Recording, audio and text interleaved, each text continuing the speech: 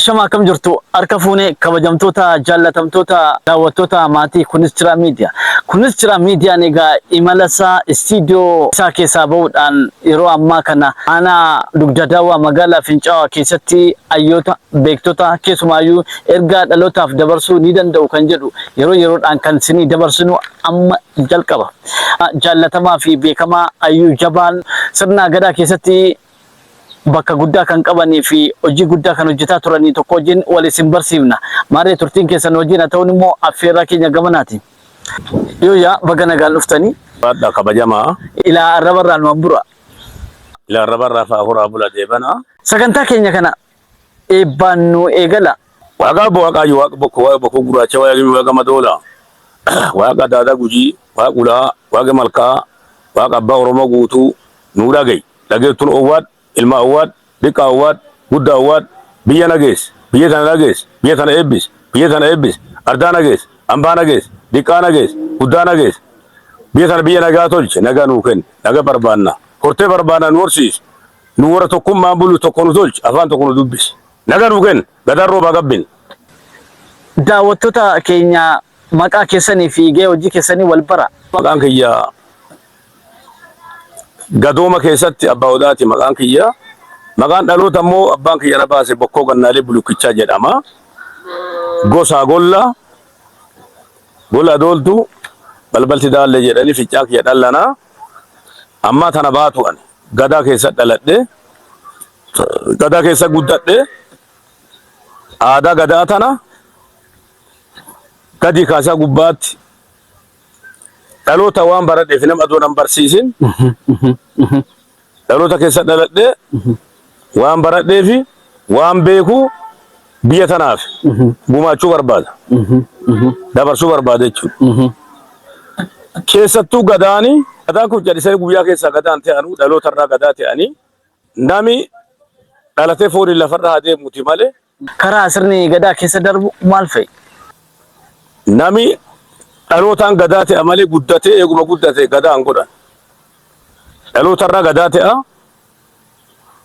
Dhaloota akkaataa inni gadaatti hin ta'u abbaan luba qaba. Abbaa isaa luba qaba. Ilmi isaa gaafa inni raabumarraa doorome ilma gaafas uumata jedhan. Doori ta'e ilma uumataa guyyaa ilma uumatu gaafa kana ilma na qooxoo saaqa.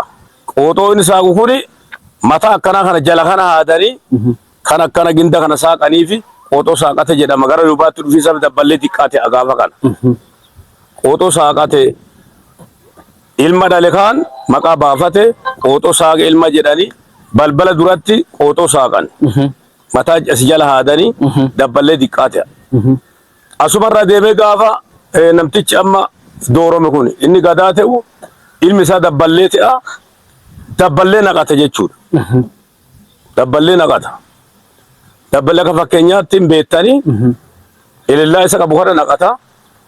Dabballee kanarraa ka'ee dabballee guddaa ta'a inni gaafa dabballee kana qabu dabballee guddaa ta'a. Gaafa qooxoo san kan dabballee xiqqaa ta'a. Kana naqatee duubatti yoo kana gaafa dabballee sana keessa amma dhufe ilma gadaa ta'ee jira. Dabballee kanarraa marsa lama hibeeram. Sadaffatti gaafa dhufu dabballee kanarraa gara kuusaatti dhufa. Kuusaatti dhufa. Qarree dhufa dabballee irraa qarree itti haadanii qarree tana keessa ba'ee kuusa dhufa. Kuusa ta'ee deemee fooqa dhaqaa milikeeta amma harkaan naqatan sani gaafa fooqa seene harkaan naqata. Abbaa jilaa galaan. Abbaa sadhalee adoonte abbaan lubaa. Abbaan lubaatti jilaa galaani abbaan lubaa kun jilaa galeeni fooqa dhaqee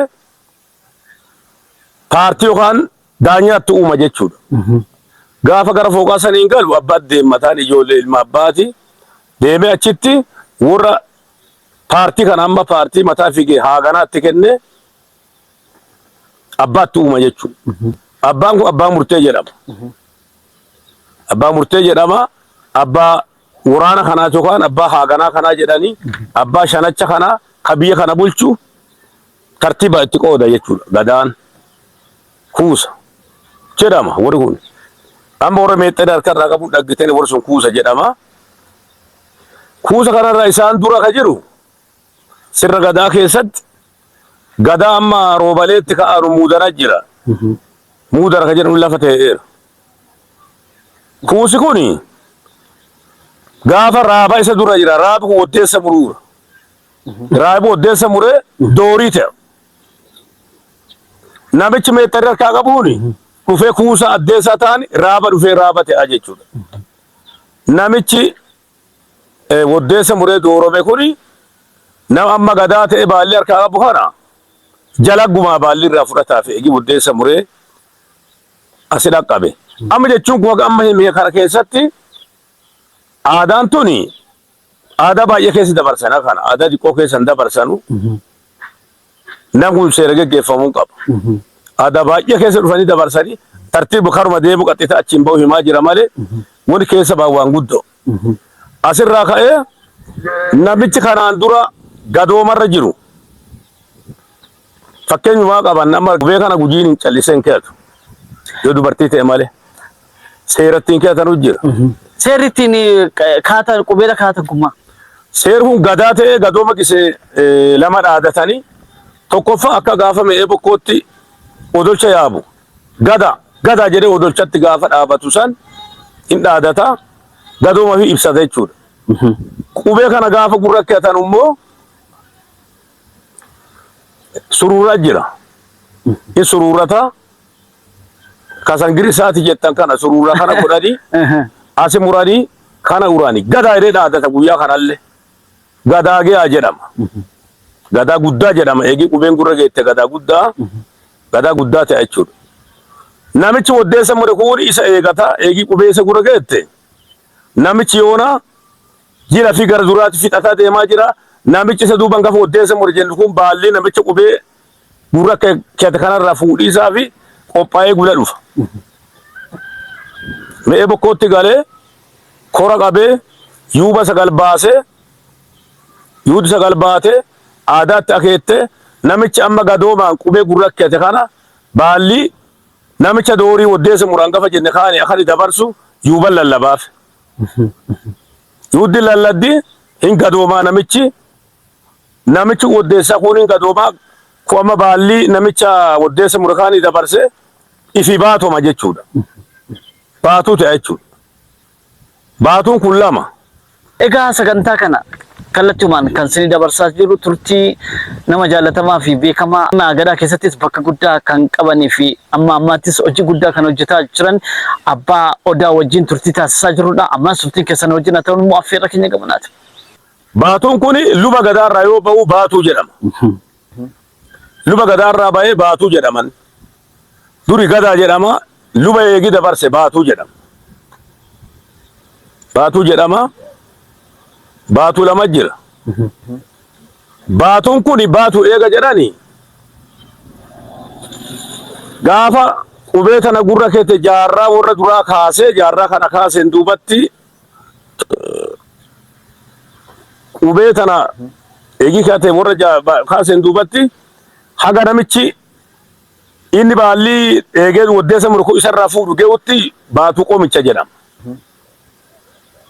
Fakkeenyaaf amma gadaa harmuufaa jiloo maannootti angoorra turee jira. Aagaa tentenoorra baalli nama fuudhe an baatuu ge'am. Jiloo maannoorra baalli fuudhe baatuu qomicha. Baatuu qomicha. Jaarsoo dhuguu abbaa gadaati.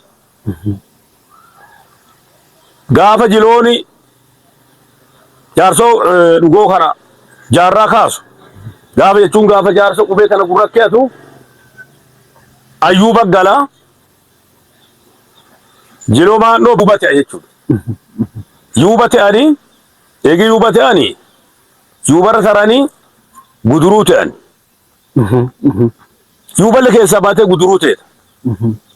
Guduruu tana keessaa baatee qululluu ta'eeta. Qululluun duuba jaarsa dhukkee jedhanii homaa ilmeellee dhaluu hin dandeettu mana galtee jechuudha. Duri awwaala kee ala amma gara miinjalootti gara moonaatti deebitee akka annuu dhaalatteetti boroo deebitee awwaalante jechuudha. Seeri gadaa karaa inni dhufu kana. Haga deemee dabballee qarree xiqqaarraa ka'ee addee tana ge'utti seera yuubaatiin geggeeffama. Gadaan seera yuubaatiin geggeeffama. Yuuddi lallaba qad yuuddi sagal. Yuuddi sagal. Yuuba uraagaa sadi. Yuuba hokkuu sadi. Yuuba maattii sadi. Tartiiba isaa eegate lallaba biyyaa dabarsa jechuudha. Aadaa nama du'ee, aadaa nama jiru, aadaa mucaa guddaa rarraasu, aadaa intala bantii, aadaa fardaa, aadaa horii. Kana hunda yuuba sagalin lassa jechuudha. Yuuddi sagal kun lassite gadaan baallii fuudhulle seera yuuddi sagal lassite kanaan bula. Yuuddi sallantuun aangoo guddoo qabdi. Dubbii fakkeenya kan mana murtiitti wal himatanii waliyyannoo gaafatan kana yoo waan fedhan wal falman, yoo aadaa ilmaan talaa wal falman, yoo aadaa du'aa jiruu keessatti falmii barbaadan wal falmanii in qobatani nama wal falmeen qobata. Yoo gadaan buuselleen qobatan. Seera yuuddi sagal murteedhaan qobatee hin danda'u. Dhaddaa jibbaataa jechuudha yuuddi sallan kun. Yuuddi sagal murte taanaani wagari itti qobatan hin jiru dubbiin dhumatteerti dhaddaa jibbaataati hobbaate. Seera gadaa tartiibaan amma eeganne dubbanne kana keessa nam hin jirre. Kana dhufiisaaf luba qaba nami qara dursa jalqaba. Nama luba qabuttu adde. Egaa sagantaan keenya kun kan isinii darbaa jiru kunis jira miidiyaadha. Nu daawwadhaa nu waliin tura. Dabballee irraa ka'ee, dabballee xiqqaa ta'ee, guddaa ta'ee, qarree ta'ee, kuusa ta'ee, doorii ta'ee, raaba ta'ee, doorii ta'ee, gadaa ta'ee, baatuu ta'ee, yuuba ta'ee, guutuu ta'ee, guduruu ta'ee, qululluu deema jechuudha. Karaan gadaan sirna gadaa keessatti, sirna gadaa Gujii Booranaa keessatti kan hubanne karaan kana. Namni deemee gaafa guutuu jedhamu sani gara Booranaati yuube gadammoojjii jedhanii mataa buufate gadammoojjiin jedhanii gara kennallee gaafa jaarraa nama kaanyu mataa buufate nullee mataa nurraa haadanii. Aadaan tuni aadaan duune aadaa nama kamiyyuu isuma bulu haqa jeelfama mataa fi dandeetti qaddu nama du'ee akeekan nama fuudhu nama intala fuudhu akeekan. Kaseera duditum sirni gadaa Gujii karaa kana deemaa dhufe namooti karaa kana keessa hin jirre gabbatanii horii horatanii fi gadaa jedhanii deemuun hin danda'amu siruma hin ta'u. Fakkeenya warri keenya gedda gadaa ta'e beeka akkamii jettee ati gaafattu karaa amma hime kana himuu hin dandeenye warri yoo jiraate hin ta'u. Biyya biratti warri miidiyaa kana alaa fi keessa teettanii ilaaltan yoo isa hubattanii gadaan seera guddaa qaba. Heeraaf seera waan jedhamu jira. Heerri gadaa kun diimokiraasii kan jedhamu kun isumarraa ba'e. Mirga dubartootaa kabachiisu. Mirga biqiltootaa kabachiisu. Mirga beelladaa kamiyyuu kabachiisu. Mirga biyyaa biyyee kabachiisu. Dhugaaf dhugaa qofa dubbatu. Tokkummaa jaaranii tokkummaan buluu wal dhaga'u. Sirna gadaa keessatti kanumaan deemanii gaafa baallii walta kennan jechuudha. Aangoo hagana gahu kana adoo waliin falmin, adoo waliin jibbin, adoo waliin jeeqin guyyaa baallii geettee baallii natti kenni, geettee baallii si kenne hoo jedhanii namtichi baallii kennu gadooma si kenne gaarii kiyya jedhee akkana bulche itti akeeke tachanii walumaan nyaatanii walumaan dhuganii walumaan ka jiraatan malee wani kun aangoo guddaadha. Aangoo kanaa fedhanii Oromoon sirna gadaatiin bultu walta ka'uun hin danda'amu. Aadaa miti. Aadaaf aadee dhaba wani jedhan kun as keessa jechuudha. Aadaa dhaba keessatti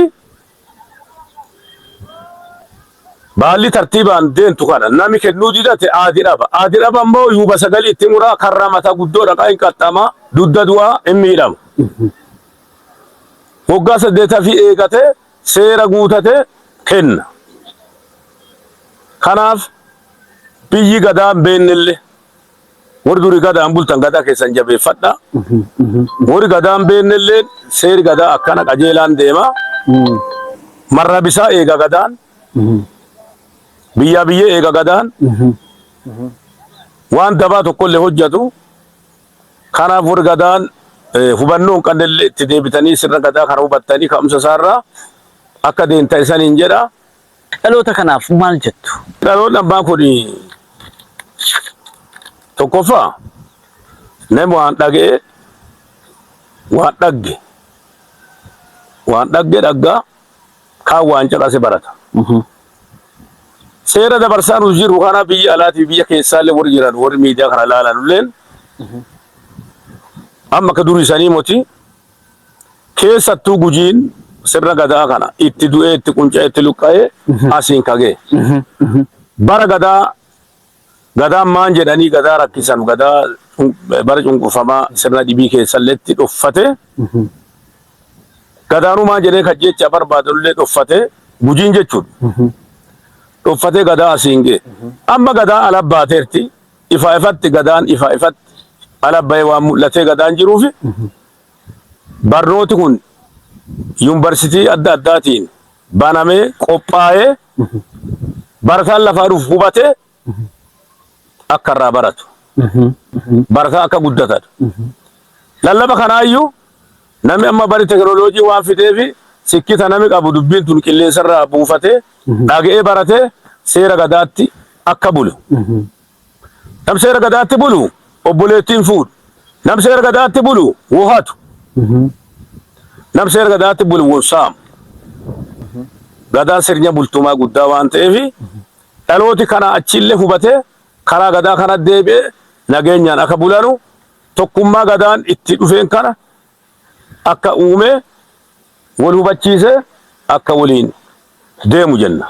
Wanti isaanii an dubbatu barbaadu kanuma. Sagantaa keenya sagantaa mata duree biraa fi keessummaa biraa qabannee amma isinii dhiyaannutti sagantaa keenya kana karaa yuutuubii chaanalii kunis jira miidiyaatiin sabskiraayib laayik sheer koomentii gochuudhaan akka nu daawwattan asumaan isin affeerra nagaan nu tura.